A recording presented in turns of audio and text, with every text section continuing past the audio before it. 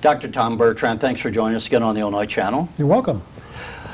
Last time we spoke, we talked about a number of issues facing education going into what then was going to be the new year of Governor Pritzker and the legislature. Let's take a look back now that we have a budget and we had what many call a historic session, how you came out on a number of those issues. In the big scope, on the financial matters, what's your read of what happened in the legislature? Well, I think with respect to schools, on the funding side, it was certainly some good news with $375 million additional funding going towards the evidence-based funding model. That was certainly positive. Improved funding with transportation and special education reimbursements, and $1.5 billion for school construction. I think those were the substantial gains on the financial side for public schools. Unfortunately, we didn't get to where we are with school funding overnight. We won't get out from this situation overnight. We still had over 700 districts funded below adequacy going into this legislative session. So once the numbers shake out and the funding begins to flow, we'll take a look at what those numbers look like, but we're still a long ways from schools being where they need to be in terms of funding adequacy, and I think that's one of the big challenges moving forward. But certainly the $375 million reflects a commitment to fund K-12 education. The school construction bill was certainly something that was needed and a gain for schools as well. On the other side, mandates came with a lot of this funding, and a lot of those mandates can be expensive. So overall, it was a mixed bag, but I think by all accounts, the governor believes he was elected to advance an agenda, and he was very effective in doing that and working with the legislature. And so now we move forward to a new fiscal year with improved funding for schools. We've still got work to do, but overall on the funding side, I think it's pretty good news for K-12 education. When we look back just a few years ago, when the state wasn't passing budgets for several years in a row, and I mentioned talking to Dr. Brian Clark of the school administrators, we were saying how at that time in about August that there were a number of schools they were tracking that only had enough money to run through September, and at the end of September without a budget they would have had to close down. We're not facing that. Right. At least now as those who operate the schools know that what their budgets are and what to deal with. When we talk about adequacy, I would say that's obviously kind of a spongy term that Sure. people can argue about what's adequate and how do you define it. But what isn't as spongy is when you have to have transportation cost, gas going into school buses, and on the capital bill, we talked about the $45 billion capital bill. The schools would fall under what we call the vertical capital, the buildings. Sure. From what you hear from your school board members around the state, how dire, it's been 10 years since we had a capital bill, how much of a backlog was there and to what extent was it needed to have a capital bill? I think it was a substantial backlog and the need was great. You're right, it's been a decade since we had a school construction bill. In fact, I was a school superintendent my district was one of the last recipients of school construction funding when I was a superintendent, and so it's been quite some time and the needs are great. One of the benefits that I have in this position is that I will go to division meetings across the entire state in the fall and in the spring, and it takes us into school districts across the state, so you really get a good sense of the disparity in terms of access to quality facilities across the state. There's no doubt there's a glaring need for school construction funding, and so we're pleased to see that it came to fruition this session. Just as a quick aside, about a year ago I went over to Paris, Illinois, and I bring this up because people often have in their mind the school they went to and they project that all schools are like that. But there was an example where for years they had this old 1920s era building with basically sitting on a city block, no campus at all, and they raised money without going through it. They now have a new school on like 67 acres or so, a beautiful campus. And the difference in the quality of education would be remarkable just because things like the school football team doesn't have to drive through traffic across town just to go to a football field for practice. They have their field right there now. So, like I say, some of these things are, when we talk about adequacy and what's the right amount of dollars, it's a spongy term. But when you physically look at some of these facilities, you can certainly see that, my goodness, there's a broad disparity. Sure, and as you move downstate, school districts and school buildings are often the lifeblood of the community. Yeah. And antiquated, dilapidated facilities are not good for the local economy either.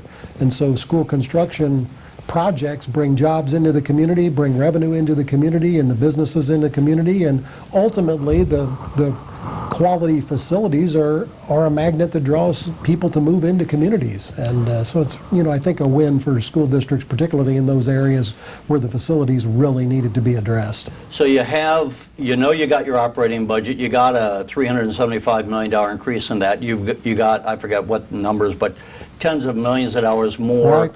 for the what categorical costs, and part of that is Right. the transportation. Are we paying districts back for what they were owed in those years where we didn't pass a budget? Well, they're not caught up, but at least the revenue is flowing in a predictable and scheduled manner now. Where for nearly a decade, from one year to the next, there was no way to predict your flow of funding. And on reimbursements like transportation, you might get 1, you might get 4, you might get 5. And What so does it that made it mean, really one? a quarterly payments. Oh, so one instead payment, of I getting see. 4 payments in a fiscal year, you might get 1 or 2. Most years you got 3, but you never knew from one year to the next how many of those payments you were going to get, and it just made it really difficult for districts to budget in those areas like transportation. So at least now there seems to be some stability in the flow of funding. It's coming in as scheduled, 4 quarterly payments, and so districts can plan for that. I think that was one of the great challenges out in the field, was there was no way to predict what your revenue might look like for the year ahead. So school districts were making difficult decisions to cut programs, services, reduce transportation routes because they had uncertainty with respect to the funding. There's less of that uncertainty now, which I think that's a real positive. Yeah, in the broad scheme of things, like we say, we've kind of gone from a era where everyone was kind of hunkered down just trying to hang on, and Sure. and it was almost a crisis management, to where now people are at least kind of, okay, now we can go back to what should be normal times, where Right. you've got payments coming in, and now you can manage a budget based upon predictability. Sure, and you have school districts that are now able to do things like offer full-day kindergarten when they couldn't offer it before. And that's really important in terms of getting children to meet the academic standards you want them to meet by 3rd grade, is to get them into your school sooner, and for full-day kindergarten and other support services that kids need that were cut for nearly a decade. On the downside, as we touched on, you had mandates.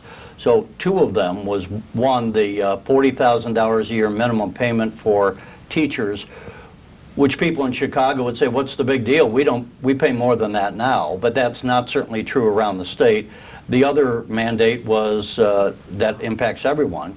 $15 an hour minimum wage, people probably tend to think of that just as being business, but it impacts schools as well. Absolutely. In fact, the $15 minimum wage might have more of an impact on schools than the $40,000 minimum teacher's salary, both of which will be phased in. But one of the concerns that we had, in addition to the fact that those kinds of decisions about compensation and benefits for employees are best made by locally elected school board members who represent the taxpayers in that community.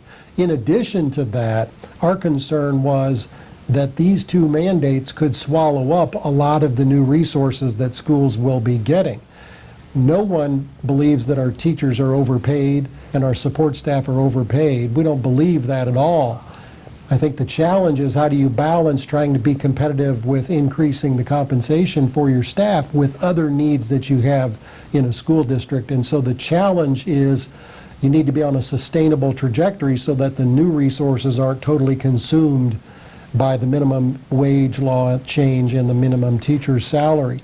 We know that right now there's a $20,000 spread, over a $20,000 spread in beginning pay from some districts to the highest paying districts in this state.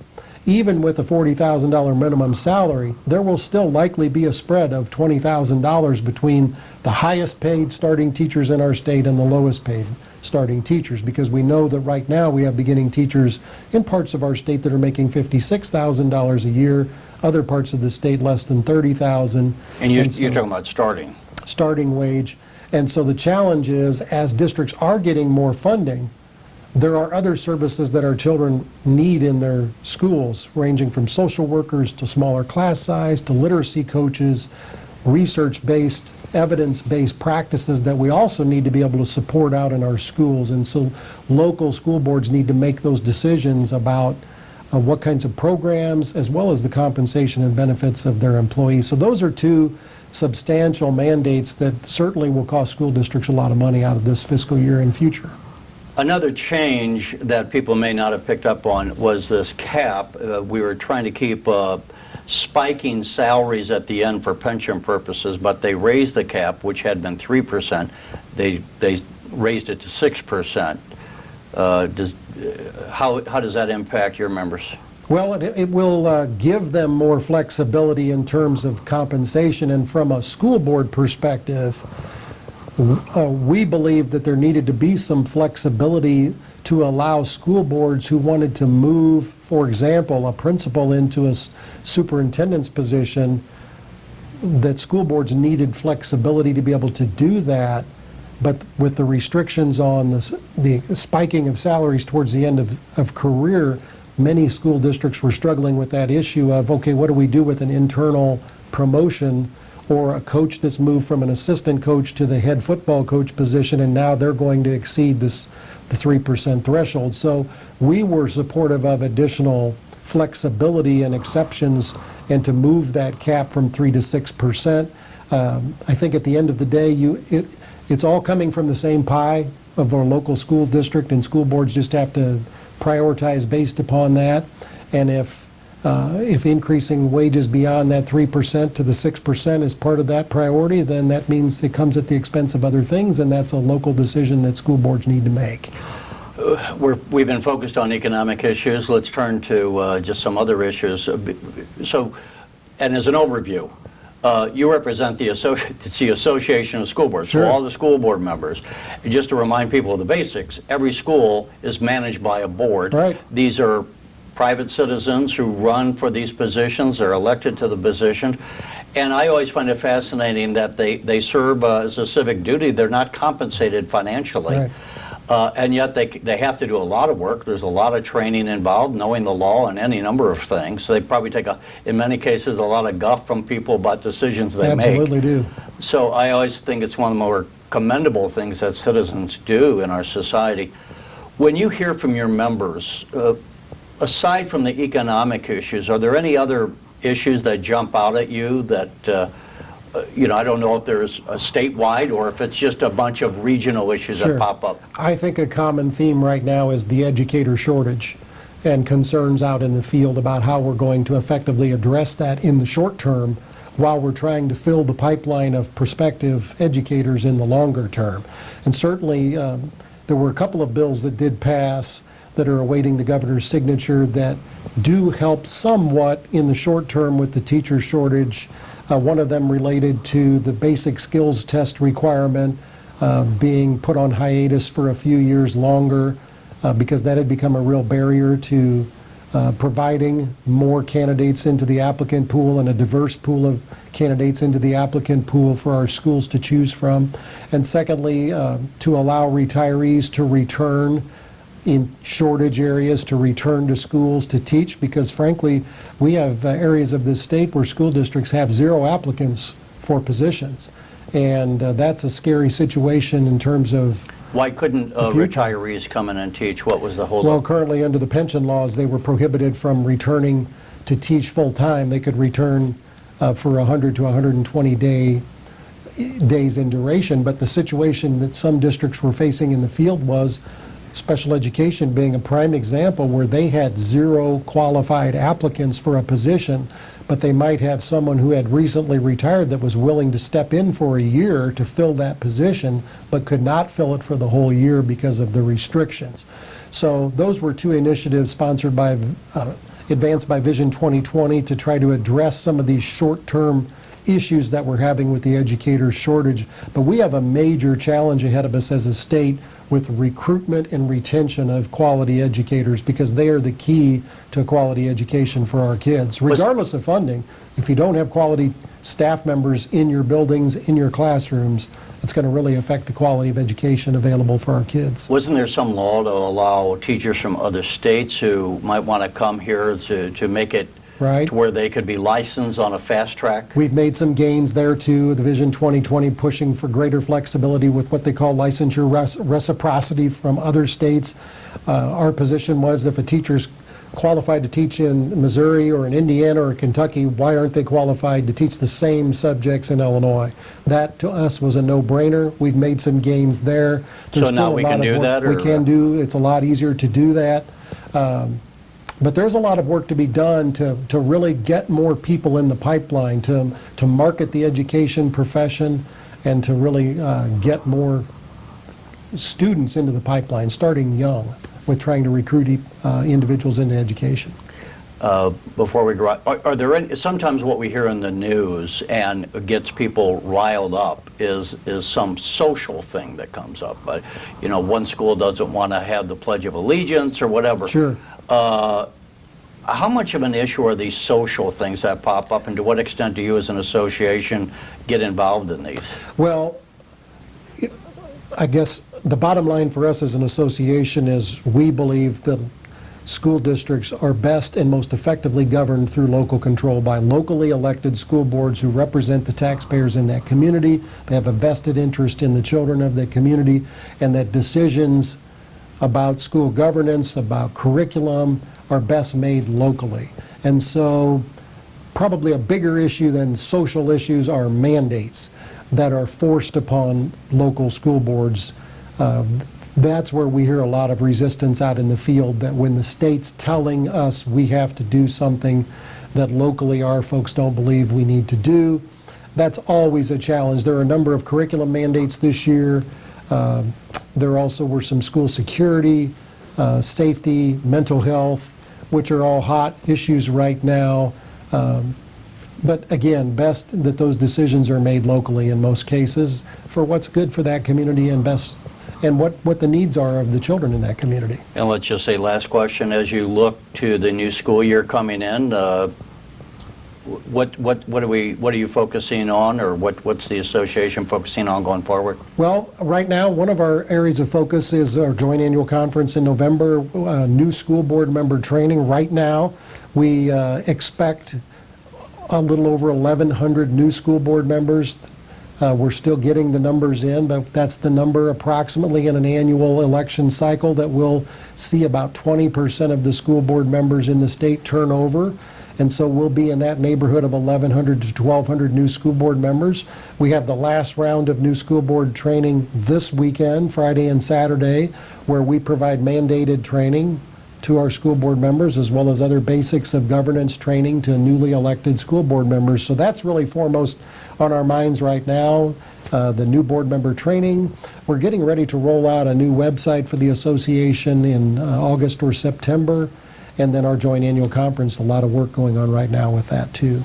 So it's an exciting time. There's a lot of good things happening, and just looking forward to continuing to support those who are called to board service. Yeah, I was going to say never where you exactly where you want to be, right. But I think we could say at this point in time, looking back over the last decade, you're probably in a much better spot than where you've been. Clearly, financially, we're in a much better position than we've been for several years.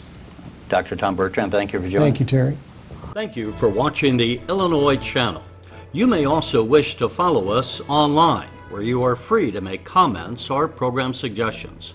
Get our breaking news updates on Twitter, where you can find us at Illinois Channel. You can find our past programming on YouTube at youtube.com/Illinois Channel TV. Or you can go to the Illinois Channel website at illinoischannel.org. There you can find not only our current video stories and programs, but also our library of past programs, as well as articles that provide additional information about Illinois issues and individuals. The Illinois Channel, keeping you connected to your state, your issues, your home.